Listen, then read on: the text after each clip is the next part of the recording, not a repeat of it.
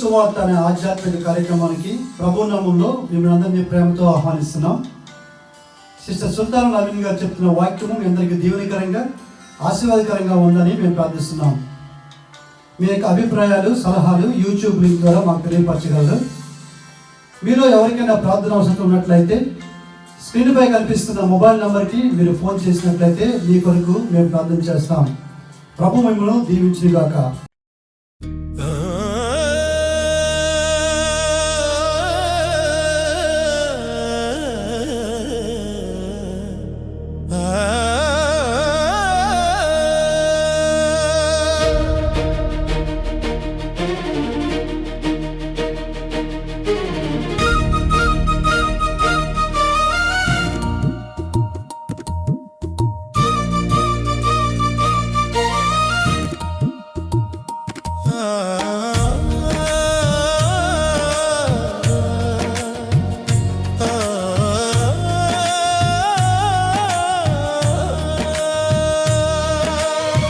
పరిమళించెనా యేసు, పరిమళించెనా యేసు, పరిమళ తైలమాని నామం. పరిమళించెనా యేసు, పరిమళించెనా యేసు, పరిమళ తైలమాని నామం. పోయబడిన సుగంధమా, ప్రేమాభిషేకమా, సుగంధమా. పోయబడిన సుగంధమా,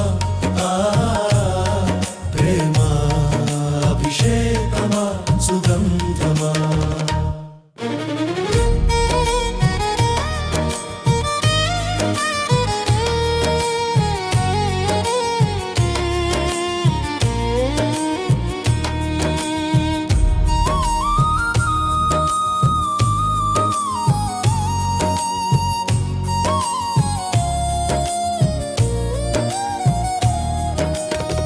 పరిశుద్ధ సుగంధ చూర్ణమై పరిశుద్ధ స్థలములో ధూపవేదికవై.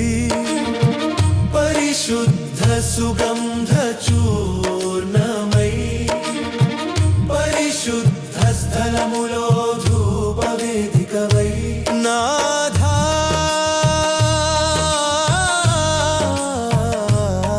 నీకే నా పాదాభివందనం. నాథా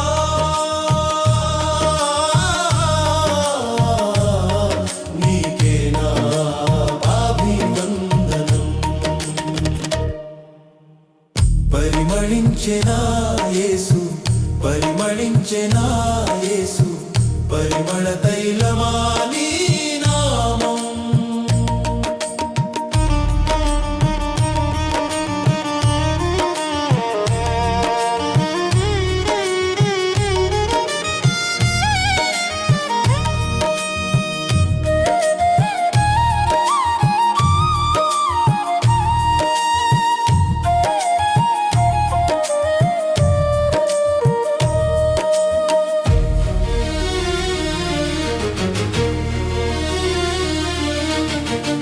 మహిమారత్న సుందరమయమా, పరిశుద్ధ కాంతి తేజోమయా. మహిమారత్న సుందరమయమా, పరిశుద్ధ కాంతి తేజోమయా. యేసు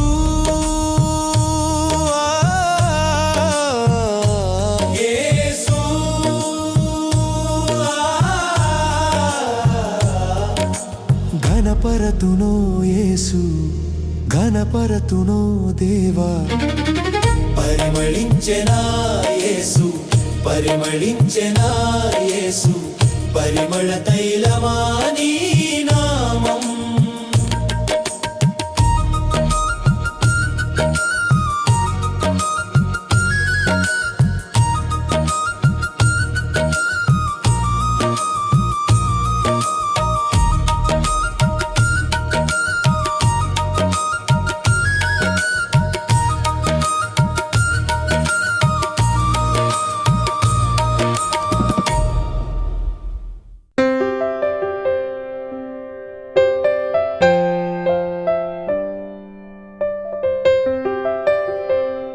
హెబ్రీ రాసిన పత్రిక 1వ అధ్యాయం 3వ వచనం. ఆయన దేవుని మహిమకు తేజస్సును ఆయన తత్వము యొక్క మూర్తిమంతమై ఉండి తన మహత్తు గల మాటల చేత పాపముల విషయమై శుద్ధీకరణను తానే చేసి దేవదూతుల కంటే ఎంత శ్రేష్టమైన నామం పొందిన వారి కంటే అంత శ్రేష్ఠుడే ఉన్నత లోకమందు మహామహుడకు దేవుని కూడిపారుస్తున్న కూర్చుని.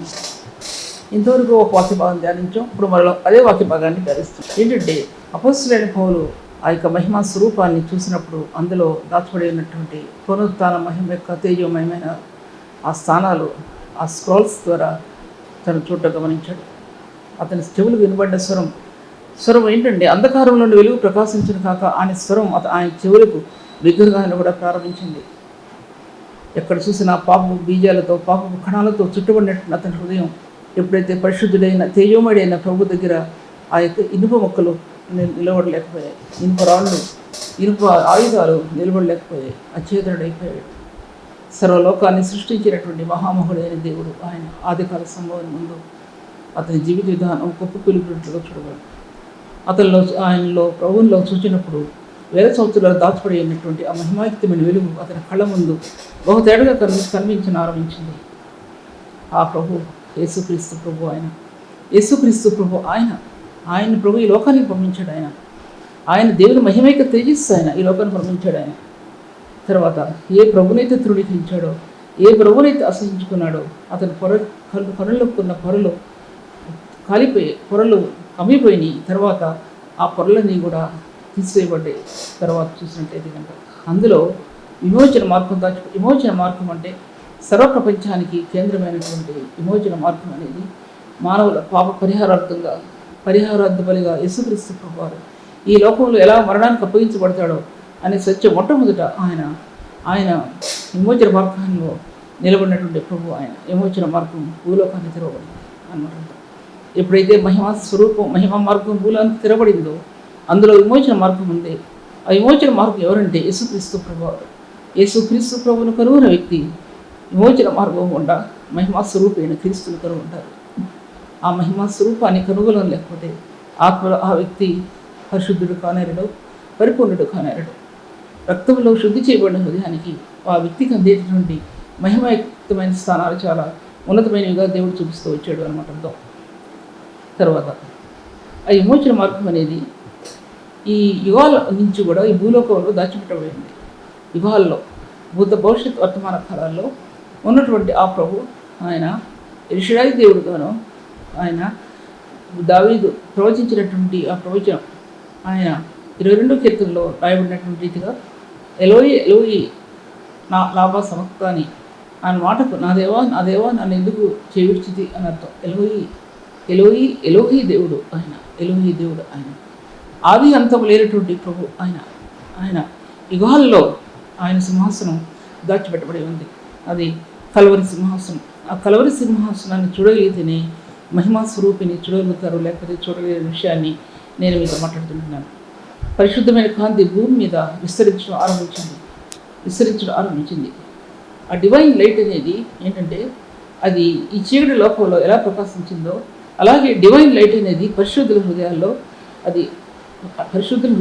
which shines in sanctified souls is power of God. The divine light which shines in sanctified souls is power of God. పరిశుద్ధపరచబడిన హృదయాల్లో ఈ డివైన్ లైట్ అనేది ప్రత్యక్షపరచబడింది అంటే ఆ డివైన్ లైట్ హృదయంలో అంతరాత్మను వెలిగిస్తూ వచ్చింది. అంతరాత్మలో అది యెహోవా పెట్టిన దీపం. అది నీతిమంతులకు దాచిపెట్టబడినట్టు వెలుగు, నీతిమంతులకు వెలుగును రాయబడింది బైబిల్ గ్రంథంలో. అది ఆ వెలుగైనటువంటి కాంతి మార్గం నీతిమంతుల హృదయాల్లో దాచిపెట్టబడింది. అది నీతిమంతుల కోసం వెలుగును యథార్థ హృదయాల కొరకు ఇంకో మాట రాయబడింది. సడన్గా జ్ఞాపకం చెప్తున్నాను నేను. నీతిమంతుల కొరకు వెలుగును యథార్థ హృదయాల కొరకు నీతి వారిని సరిగ్గా జ్ఞాపకలేదు కానీ చూసుకోలేదు. దాచిపెట్టబడ్డాయి. నీతిమంతుల కోసం దాచిపెట్టబడింది, పరిశుద్ధుల కోసం దాచిపెట్టబడింది ఆ మార్గాలు అనమాట. అందులో పరిశుద్ధమైన దైవికమైనటువంటి కాంతి తెరవబడింది. అందుకోసం అపోస్తలుడైన పౌలు 2 కొరింథీలో దేవుని ఆత్మ అనే విషయం మాట్లాడుతూ స్వతంత్రమైన దేవుని ఆత్మ గురించి మాట్లాడాడు. దాంట్లో ఆత్మ అనే విషయం మాట్లాడుతూ ఏంటి తెరలనేవి మాట్లాడుతూ దాంట్లో మహిమాయుక్తమైనటువంటి పొగడు ముసుగులేని ముఖంతో అని దాంట్లో రాయబడుతూ దేవుని మహిమను అర్థం వల్లే ప్రతిఫలింపజేయచ్చు, మహిమ నుండి అధిక మహిమలోనికి మార్చబడుతున్నాను అంటాడు. మహిమ నుండి అధిక మహిమలోనికి మార్చబడుతున్నాము. దేవుని వాక్యంలో జీవించే వ్యక్తి ఒక తెర నుండి అధికమైన మహిమయుక్త తెరలోనికి, అధికమైన మహిమయుక్త తెర నుండి మరొక అధికమైన మహిమయుక్త తెరలోకి ఈ బైబిల్ గ్రంథం ఈ యొక్క సారం అనేది ఆత్మ యొక్క మార్గం అనేది పరిశుద్ధాత్మ దేవుడు పరిశుద్ధులకు తెలియపరిచి ఇప్పారు చేస్తాడు. మార్గాలు ఇప్పారు చేసినప్పుడు అందులో దేవుని ఆత్మ అనేది ఓ హృదయంలో నింపబడటం అంటే అదే క్రమేపీ నింపబట్ట అనేది మనం చూస్తాం. ఒకసారి మనలో నింపబడదు, కానీ నింపుదల అనేది అది క్రమేపీ జరిగేది. అది ఎక్స్పీరియన్స్ చెప్తున్నా, కానీ ఈ సంఘం ఆ సంఘం అని నేను అలా విభాగిస్తూ నేను మాట్లాడటం లేదు. ఎన్ని మనం హృదయంలో విసర్జిస్తామో, హృదయాన్ని ప్రభు వైపు ఎప్పుడు తిప్పుకుంటామో, పరిశుద్ధాత్మ యొక్క కణజాలాలు ఆత్మలో నింపబడటం మనం గమనించుకుంటాం.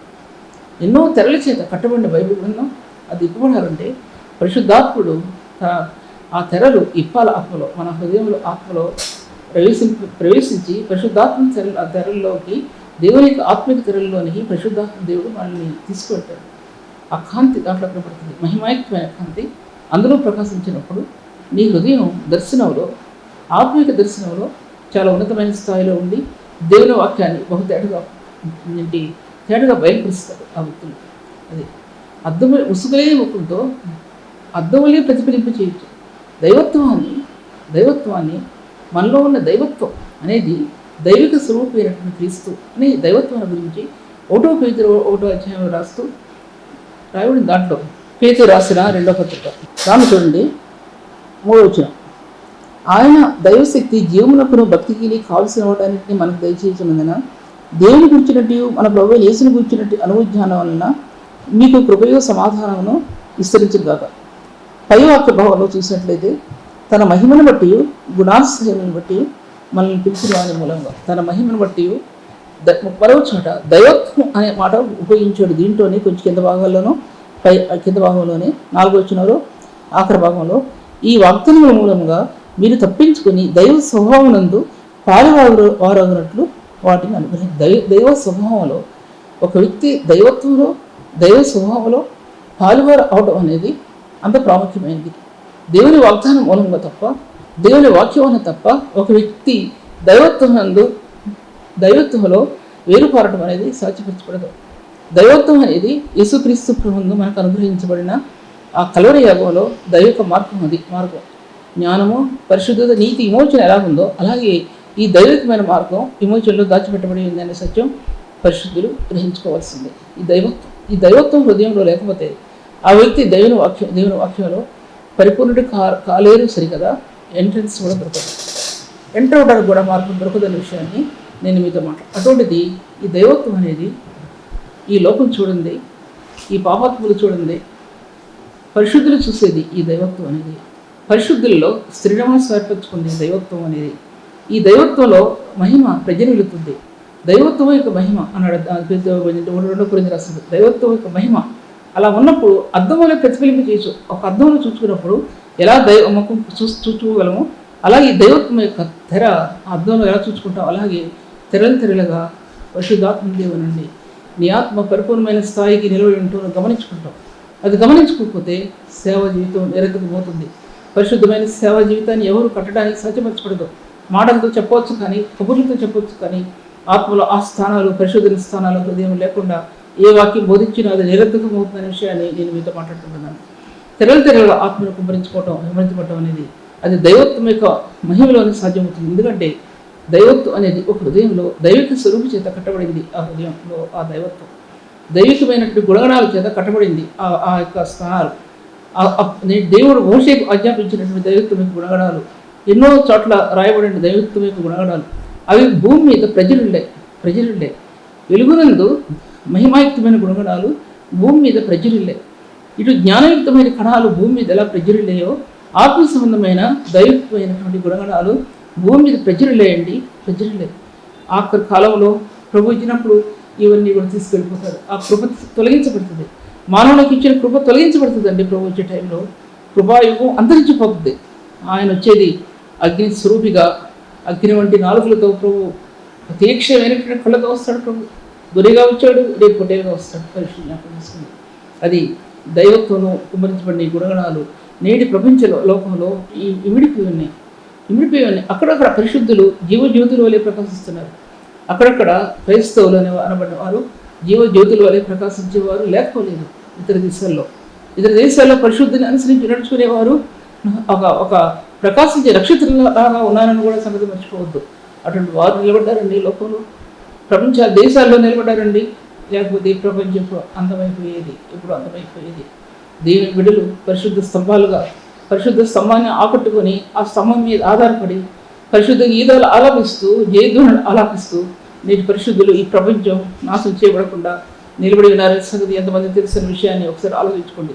అందుకోసం అపోస్తలుడైన పౌలు చెప్పాలంటే ఆత్మ సంబంధమైన అంటాడు, మీరు ఆత్మ సంబంధమైన వివేకం గలవారును ఆయన చిత్తమును సంపూర్ణంగా గ్రహించిన వారే అన్నాడు. దాంట్లో ఆత్మ సంబంధమైన వివేకం గలవారును ఆయన చిత్తమును సంపూర్ణంగా గ్రహించిన వారే ఇంటి వలె కట్టబడచ్చు. దాంట్లో ఇంటి వలె కట్టబడాలి. దేవుని చిత్తం నెరవేర్చి ఇంటి వలె దేవుని ఇంటిని పరిశుద్ధ సంఘంలో కట్టాలండి. పరిశుద్ధులకు అప్పగించే బాధ్యత ఏంటంటే పరిశుద్ధ సంఘంలో దేవునికి గృహాన్ని, దైవికమైన గుడారాన్ని సంఘంలో నిర్మితం చేయాలి. పరిశుద్ధులకు ఇచ్చిన బాధ్యత అది. ఎవరు వినరండి. ఒక్క మాట ఎవరు కూడా వినరు. తమ స్వకీయమైన దురాశలు చొప్పున నడుచుకోవాలని ప్రయత్నిస్తారు కొంతమంది. తమ స్వకీయమైన జ్ఞానంలో అనుసరించి నడుచుకోవాలని ప్రయత్నిస్తారు. తమ సొంత జ్ఞానం చేత సంఘాన్ని కట్టాలని ఆలోచిస్తారు. కానీ దేవుని జ్ఞానం చేత సంఘం కట్టడానికి కొంతమంది మాత్రమే యోగ్యత కలిగి ఉంటున్నారనే విషయం, కొంతమందికి మాత్రమే ఆ జ్ఞానం కలిగి ఉన్నారనే విషయాన్ని నేను మీతో మాట్లాడుతుంటున్నాను. ఆ మహిమాయుక్తమైన జ్ఞానం అని రాయబడింది. మహిమాయుక్తమైన జ్ఞానం, మహిమలో నుండి ప్రకాశించిన ఆ జ్ఞానం, ఆది కాలంలోని ప్రకాశించిన ఆ మహిమాయుక్తమైన జ్ఞానం కలువరి శిలువలో పరిపూర్ణత చెందింది. కలువరి శిలువలో ఆయనే మనకు జ్ఞానం, నీతి, పరిశుద్ధత, విమోచన జ్ఞానం కలువరి శిలువలో పరిపూర్ణత చెంది. ఏ గ్రంథంలో రాయబడింది? పరిపూర్ణమైన జ్ఞానం గలవాని చూచితివా. జ్ఞానం పరిపూర్ణమైనది. అందులో పరిపూర్ణుడైన యేసు యొక్క జ్ఞానం, దేవుని యొక్క జ్ఞానం దాంట్లో మిళితమైంది. అది దైవికమైన జ్ఞానం. దైవత్వం ఎటువంటిదో, దైవిక స్వరూపం ఎటువంటిదో, దైవత్వం యొక్క మహిమ ఎటువంటిదో, దైవిక విజ్ఞానం అటువంటిది. దైవత్వం యొక్క మహిమను వెదజగలిగే దైవికమైన జ్ఞానానికి పుట్టినిల్లు. దైవికమైన జ్ఞానంతో నిలబడిన వ్యక్తి క్రీస్తు యేసు యొక్క మహిమా స్వరూపాన్ని బాహ్యంగా లోకానికి లేక సంఘానికి బయలుపరుస్తారు. మహిమాయుక్తమైన జ్ఞానం, దేవుని మహిమ యొక్క స్వరూపం, దైవత్వం యొక్క మార్గం, దైవత్వం యొక్క స్వరూపం, దైవికమైన జ్ఞానం ఇవన్నీ ఒకటొకటిగా ధ్యానిస్తే ఎన్నో తలంపుల్లో, ఆత్మ సంబంధమైన తలంపుల్లోని మనం వెళ్తామనే విషయం కూడా మీతో మాట్లాడుతున్నాను. ఒక్కోదానికి 4-5 పదాలు దాంట్లో దాచిపెట్టబడి ఉన్నాయి. ఈ 4-5 పదాలు ధ్యానించినట్లయితే ఒక సేవకు కానీ, ఒక పరిశుద్ధ జీవితానికి మూలం కానీ, ఆత్మ సంబంధంగా ప్రభువుని ఎదుర్కోవటానికి కానీ, ఆయన ఆత్మలో హృదయ ఏకత్వాన్ని పరిపూర్ణత చెందడానికి కానీ ఇటువంటి స్థానాలు నేటి పరిశుద్ధులకు ఇచ్చిన స్థానాల విషయాన్ని నేను మీతో మాట్లాడుకుంటున్నాను. తర్వాత చూసినట్లయితే ఆయనే మనకు జ్ఞానం అనేది పరిశుద్ధత ఆయన చెప్పాను కదా. తర్వాత దైవికమైన వెలుగు అనేది అది విమోచన కార్యంలో దాచిపెట్టి, దైవికమైన వెలుగు కానీ, మహిమాయుక్తమైన వెలుగు కానీ విమోచనలో నింపబడి ఉంది. మరి ఎక్కడ కూడా నింపబడి విమోచన అనేది కలువరి శిలువలో వేలాడే ప్రభు యొక్క ఆయన ప్రాణం, ఆయన శరీరం, ఆయన రక్తం. ప్రాణము ఆయన శరీరం, ఆయన రక్తం. కలువరి శిలువలో ఆయన రక్తం ఏరులై పారింది. దానిలో ఆయనకు పునరుత్థానం యొక్క మహిమ ఉంది. ఆయనకు వెలుగు స్వరూపం అందుకు అన్ని సమస్తం ఏమేమి ఉన్నాడో ప్రభు అని దాంట్లో దాచిపెట్టబడి ఉంది. రక్తం, ఈ రక్తం అనేది చాలాసార్లు మన దేవుని ఎద్దకు రావు, రక్షణ పడ్డామలే చాలు అనుకుంటాం. కానీ హృదయాన్ని శుద్ధి చేసుకునే సమయానికి వచ్చేవాడికి ఒక వ్యక్తి నేను పరిశుద్ధులని అనుకుంటారే కానీ, నేను పరిశుద్ధతలో నేను పాలుభాగిస్తున్నానని అనుకుంటారు కానీ, ప్రభా ఈ లోక సంబంధంగా నేను నీ సన్నిధిలో పరిశుద్ధుడినైనా సరే నీ సన్నిధిలో నిలబడటానికి ఈ పరిశుద్ధ చాలలేదు అనుకున్నవారు కొద్దిమంది మాత్రమే. పరిశుద్ధ స్థలాల గురించి చెప్పేవారు 100కి 1 కూడా ఉండరు. చెప్పాలంటే పరిశుద్ధ మెట్లు ఎక్కగలిగేవారు 100కి 1 కూడా ఉండరు. 100లో 10 మందిని వేసుకోవచ్చు, 100లో 10 మంది వేసుకోవచ్చు అంతే. అది దేవునికి నీకు ఉన్న సంబంధంలో పరిశుద్ధ స్థానాలు ఆత్మకి తెలియపరచబడ్డాయి. దాన్ని తృణీకరించడానికి కానీ, దాన్ని అవసరం లేదనుకుంటారు కానీ ఏ పరిశుద్ధుడు అనుకోడు. అంత విలువైన స్థానం దేవుడు నేటి పరిశుద్ధులకి ఇచ్చి లేవనెత్తాడనే విషయాన్ని నేను మీ మధ్యలో మాట్లాడుతుంటున్నాను. ఎందుకంటే దైవికమైన వెలుగు అనేది దైవాత్మతో నింపడినటువంటి, దైవికమైన వాక్కుతో నిలబడినటువంటి ఆ స్వరూపం అనేది అది మహిమ యొక్క స్వరూపం. అది విమోచనలో దాచిపెట్టబడింది. తర్వాత క్రీస్తు యేసు యొక్క ఆ రక్తంలో ఆ స్థానాలు 1 కాదు, 2 కాదు, 3 కాదు, అన్ని తెరలుగా దాచిపెట్టబడి ఉన్నాయి. అది యొక్క సంపూర్ణత, రక్తం ఎంత సంపూర్ణతో నింపడిందో కలిసి రాసిన పత్రిక 1:20 వచనాలు సర్వ సంపూర్ణత అందులో నివసించవలనని శిలువ రక్తం చేత సంధి చేసి, ఆయన ఎలా సంధి చేశాడంటే శిలువ రక్తం చేత పరిపూర్ణత అంతా కూడా దేవుడు దాంట్లో దాచిపెట్టాడనే విషయాన్ని మాట్లాడుకుంటున్నాను. పరిపూర్ణత అంతా కూడా దేవుడు శిలువ రక్తంలో దాచిపెట్టాడు. ఆయన ఆ దాచిపెట్టిన సంగతి ఎంతమంది తెలుసు? పరిపూర్ణత అనేది ఒక స్థానం కాదు, 2 స్థానాలు కాదు, ఎన్నో స్థానాలు ఆ శిలువ రక్తంలో ఇమిడిపోయి ఉన్నాయి. మనం రక్షణలో ప్రవేశించిన వ్యక్తి ఒకదాంతో ఆగిపోతున్నారా? రక్షణలో సౌభాగ్యం ఉంది. రక్షణలో సౌభాగ్యం తెరలుగా కట్టబడింది. రక్షణలో మహిమ కలిగినటువంటి మార్గాలు, మహిమ కలిగిన తెరలు దాచిపెట్టబడి ఉన్నాయి. ఒక్కొక్క మహిమ గల తెర విడదీస్తే ఎన్నో ఆశీర్వాదాలతో కూడినటువంటి సంపద అందులో దాచిపెట్టబడి ఉన్నాయి. బైబిల్ గ్రంథంలో ఏ సైంటిస్టు కూడా వివరించలేని ఆ యొక్క ఆధిక్యత బైబిల్ గ్రంథంలో నేటి పరిశుద్ధులకు ప్రభు ఇచ్చిన సంగతి కూడా జ్ఞాపకం చేయబడతా ఉంది. నేను ఒకసారి ఆ తర్వాత చెప్తానండి, అది ఇప్పుడు చెప్పలేను. ఎందుకంటే దేవుని వాక్యం అనేది అంత పరిమిత విధాలుగా దేవుని గ్రంథంలో దాచిపెట్టబడి ఉన్న విషయం మీతో మాట్లాడుతుంటున్నాను. తర్వాత నీతియుక్తమైనటువంటి తెరలు, పరిశుద్ధమైన తెరలు, ఇవన్నీ కూడా రక్తంలో దాచిపెట్టబడి ఉన్నాయి.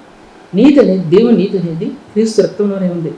తర్వాత దేవుని క్రీస్తు యేసు కృప అనేది పరిశుద్ధ రక్తంలోనే ఇమిడి ఉంది. క్రీస్తు యేసు యొక్క కృపామహిమ అనేది రక్తం మనకు అందించినటువంటి మహిమ అన్నమాట అర్థం. రక్తంలో దాచబడిన మహిమ కృపామహిమ అన్నమాట అర్థం. నీతియుక్తమైన బలులు అర్పించుతూ యెహోవాను సేవించడు. నీతితో కట్టబడిన హృదయం దేవునికి బలేర్పడి చేయకుండా, తన హృదయం బలేర్పడం కావించకుండా ఉండలేదు. ఆ విషయం కూడా జ్ఞాపకం చేయబడుతుంది. తర్వాత పరిశుద్ధ రక్తంలో ఎన్నో కణజాలాలు ఉన్నాయి. ఒక మానవుని యొక్క రక్తం మనం పరీక్ష చేస్తే ఎంతవరకు వెళ్తుంది? రక్తం ఎంతవరకు వెళ్తుంది? డిఎన్ఏలోకి వెళ్తుంది. ఎన్ని అసలు ఆ కణజాలాలు ఎక్కడి నుంచి వచ్చినాయో పరీక్ష చేస్తారే. అర్థం చేసుకోండి. దేవుని యొక్క వాక్య భాగంలో చదువులో కూడా ఎలా ఎటువంటి స్టడీస్ ఉన్నాయి దాంట్లో ఒకసారి ఆలోచించుకోవాలి. అటువంటిది పరిశుద్ధాత్మ దేవుని చేత ఒక హృదయం ఒప్పించబడినప్పుడు తీసేసే రక్తాన్ని పరిశీలిస్తే దానిలో ఎన్ని తెరలు ఉంటాయి, దానిలో ఎన్ని కణజాలాలు ఉన్నాయండి, దాంట్లో ఎన్ని మహిమాయుక్తమైన స్థలాలు అందులో ఉన్నాయండి. ఆ రక్తంలో ఎన్నిసార్లు పాపం ఒప్పించబడ్డావో, ఎన్నిసార్లు పాపం చేత జీవిస్తున్నప్పుడు పరిశుద్ధాత్మ నేను ఎలా ఒప్పించిందో, పరిశుద్ధ సన్నిధిలో ఆ రెవల్యూషన్ కొరకు ఎన్నిసార్లు వేదన పడ్డావో, పరిశుద్ధాత్మలో ఆనందం పొందడానికి ఎన్నిసార్లు దేవుని సన్నిధిని అంగలార్చావో, అవన్నీ కూడా రక్తంలో దచ్చిపెట్టబడ్డాయి ఉన్నాయి. అవి కనుక సంపూర్ణం చేయగలిగితే మహిమ కణాలు నీ మీద వర్షిస్తాయి. ప్రకాశమైన మహిమ కణాలు వర్షంలాగా నవరత్నాలు లేక 12 రత్నాలు నీ హృదయంలో వర్షిస్తాయి, కుమ్మరిస్తబడతాయి. నీ హృదయంలో తేజమయమైన స్థానాలు, ఉన్నతమైన స్థలాలు అందులో కట్టబడతాయి విషయాన్ని మీ మధ్యలో నేను మాట్లాడుతున్నాను. అందులో నుంచి దేవుని జ్ఞానం అనేది బడి తీయబడుతుంది. దేవుని జ్ఞానం అనేది చాలా ప్రాముఖ్యమైనది. మానవ జ్ఞానం వేరు, దేవుని జ్ఞానం వేరు. దైవికమైన మనస్సులో నుంచి దైవికమైన జ్ఞానం వస్తుంది. దైవిక స్వరూపంలో నుంచి దైవత్వం ఎలా వచ్చిందో దైవికమైన మనస్సులో నుంచి దైవికమైన జ్ఞానం, అది పరిశుద్ధ జ్ఞానం, సంఘాన్ని కట్టే జ్ఞానం, అది పరిశుద్ధాత్మ చేత ఆత్మకు అనుగ్రహించే జ్ఞానం. ఎఫ్సీ పత్రిక 3వ అధ్యాయంలో రాస్తాడు, మీరు నానా విధమైన జ్ఞానం చేత సంఘాన్ని కట్టాలని, అటువంటి జ్ఞానం చేత సంఘాన్ని కట్టాలని ప్రభు ఉద్దేశం. ఇది అది లోక సంబంధమైనది కాదు. ఆ జ్ఞానం యొక్క తునక నేటి పరిశుద్ధుల హృదయాల్లో ప్రభు కుమ్మరించాడు కనుక ఆ నానా విధమైన జ్ఞానంతో సంఘంలో కట్టాలని ప్రభు ఉద్దేశించే విషయాన్ని నేను మీతో మాట్లాడుతున్నాను. దాంట్లో మాట రాయబడింది, ప్రభువే ఆత్మ, ప్రభు ఆత్మ ఎక్కడ ఉన్నాను అక్కడ స్వాతంత్రం ఉన్నాను.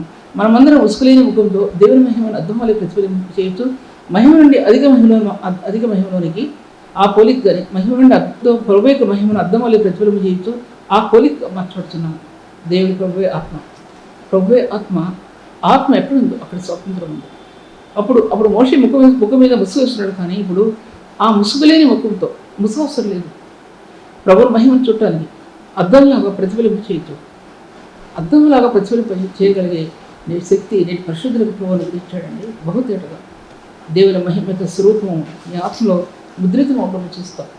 పరిశుద్ధాత్మ దేవుడు క్రీస్తు రక్తాన్ని నీ హృదయంలో ఎలా ముద్రేస్తాడో కాలం గడిచే కొద్దికి ఆ మహిమ యొక్క స్వరూపాన్ని నీ హృదయంలో ముద్ర వేసినప్పుడు అర్థమవుతుంది కృపా మహిమ అంటే ఏంటో. ప్రభు నేను ప్రేమించిన ప్రేమలో మహిమ యొక్క ముద్రలు ఏంటో అప్పుడు ఆత్మకు అర్థమవుతుంది. అప్పటి వరకు ఆత్మకు అర్థమవు. హృదయం నిలబడలేదు దేవుని సన్నిధిలో, సేపు కూర్చోలేము. కాసేపు కూర్చుంటా కూడా మనకు కాళ్ళు రావు. ఎందుకంటే ఏంటో నాకు తెలియదు. అసలు దేవుని యొక్క సన్నిధిలో ఒక వ్యక్తి ఆ ఉన్నతమైన స్థాయిలో నిలబడలేకపోవడానికి కారణం ఏంటో అనేది కూడా ఒకసారి జ్ఞాపకం చేసుకోవాల్సింది.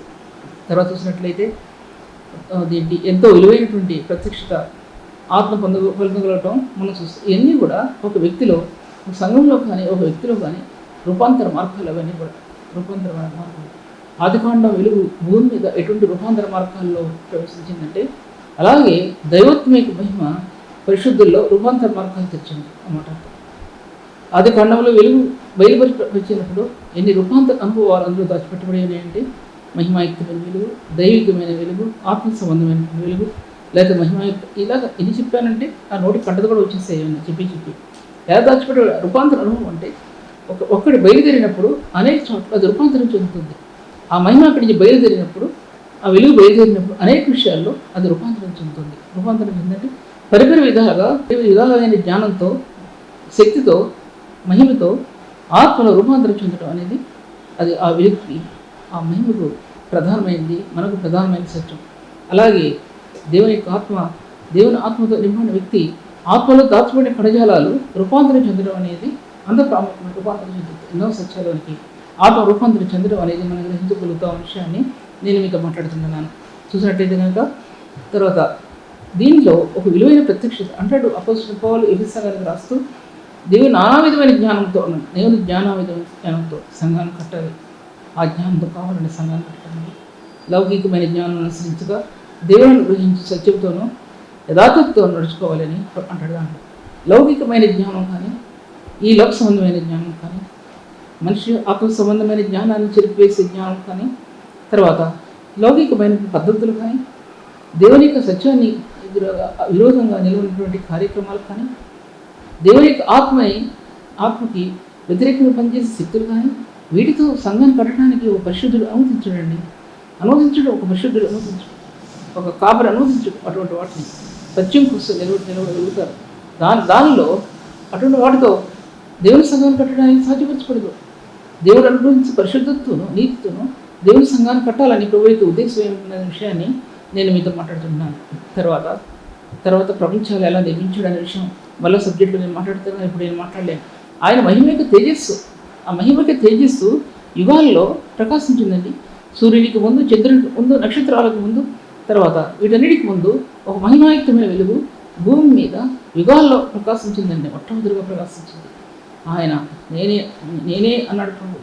ఆయన భూమి మీద ఆయన ప్రకాశించాడు. ఆ విధంగా ప్రకాశించాడు అనే విషయాన్ని నేను మీతో మాట్లాడుతూ వస్తుంటున్నాను. తర్వాత ఆఖరి కొన్ని మాటలు చెప్పి నేను ముగిస్తాను. ఏంటంటే, ప్రపంచం అనేది దేవుని మహిమ యొక్క తేజస్సు. అంటే ప్రపంచం దేవుని మహిమ తేజస్సుతో నింపబడిందండి. ఆయన ఎంత మహిమ తేజస్సు కలిగిన వాడో ప్రపంచం కూడా దేవుని మహిమతో చేత నిలబడింది. ప్రపంచం కానీ ఎంత పర్సెంటేజ్ నిలబడిందంటే చాలా తక్కువ పర్సెంటేజ్ నిలబడింది. చాలా తక్కువ పర్సెంటేజ్ నిలబడింది. ఎంత తక్కువ పర్సెంటేజ్ అంటే, ఈ దినాలు గడిచే కొలది, యుగాలు అంతరించే కొలది ఈ పరిశుద్ధ స్థానాలు చాలా బలహీనమైపోతూ వచ్చాయి. పరిశుద్ధ స్థానాలు బలహీనమైపోతూ వచ్చాయి. ఎందుకు బలహీనమైపోతూ వచ్చాయండి? ఆ పరిశుద్ధత లోపించింది ఒకటి. రెండవదిగా దేవునికి వివాహాలు ఆత్మ యొక్క ప్రత్యక్షతని నేటి పరిశుద్ధులు అందుకోలేకపోతున్నారు. రెండవది, ఫాల్స్ ప్రీచింగ్స్ ఎక్కువైపోయింది సంఘాల్లో. ఏ సంఘంలో చూసినా సరే ఏమి రాని ఏబిసిటీ రానివ్వండు బోధ ఎక్కువైపోయింది. అది ఎలా కనపడుతుందంటే, దానివల్ల సంఘం క్షేమాభివృద్ధి చెందుతుందని అనుకుంటారు కొంతమంది. తర్వాత వాళ్ళు నేర్చుకుంటారు లేనుకుంటారు. ఒక పరిశుద్ధుడైతే కొత్తగా రక్షించబడిన వ్యక్తి నెమ్మదిగా నేర్చుకోగలుగుతారు. కానీ అసలు రక్షించబడిన వ్యక్తి ఆ మార్గాన్ని నిలబడటం అనేది సాధ్యపరచబడదండి. ఏమనుకోవద్దు. ఈ సంఘాలు జరిగేటటువంటి తప్పుడు సిద్ధాంతాలు, తప్పుడు మార్గాలు అవి. వాటి వలన సంఘం క్షేమాభివృద్ధి చెందలేకపోతుంది. దేవుని శక్తి సంఘం నిలబట్టలేదు. క్రీస్తు యేసు యొక్క బలాస్యంలోనికి సంఘం నిలబట్టలేదనే విషయాన్ని నేను మీతో మాట్లాడుతున్నాను. క్రీస్తు యేసు అపరిమితమైన మహత్యం నందు, దేవుని శక్తి యందు సంఘం నిలబట్టలేదు. ఎందుకంటే ఇవన్నీ కూడా సంఘాల్లో చోటు చేసుకున్నాయి. అది పరిశుద్ధమైన స్థానాలు ఎక్కడో ఉన్నాయి.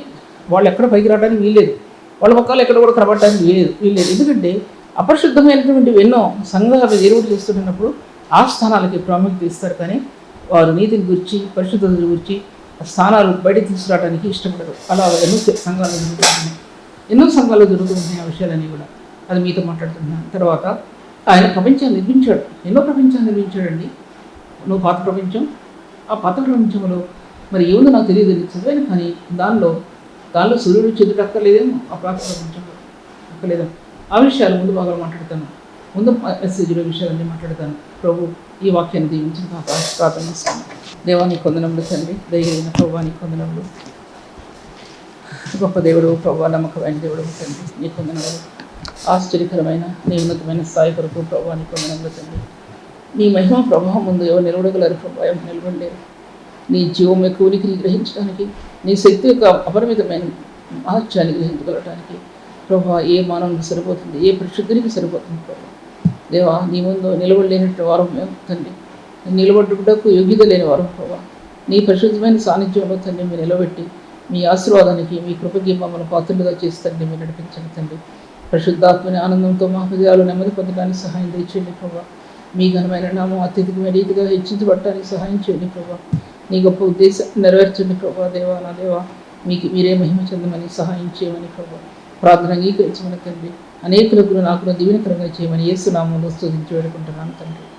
ఎంతవరకు సిస్టర్ సుల్తాన్ నవీ గారి వాక్యం అని ఆత్మలో ఆనందించి దేవుని మేలు పొందాలని నమ్మి దేవుని స్తుతిస్తున్నాం. మీ యొక్క అభిప్రాయాలు కామెంట్స్ ద్వారా మాకు తెలియపరచండి. Please like, comment, share and subscribe. God bless you all.